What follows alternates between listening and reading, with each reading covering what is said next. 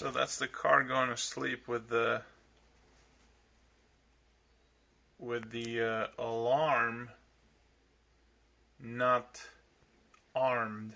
Basically, when you lock it, it doesn't chirp because of that driver's door latch, and it's pulling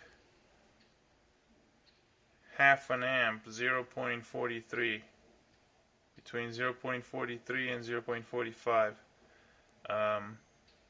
And that's locked without the chirp. So basically, the driver's door does not lock. Now I'm gonna do another video with. I'm not gonna change anything except instead of locking it with the remote, I'm gonna lock it with the key blade manually, and the alarm will chirp. So this is without the alarm chirp. The driver's door remains unlocked. Next video is going to be with the alarm chirp, driver's door physically locked with the key blade.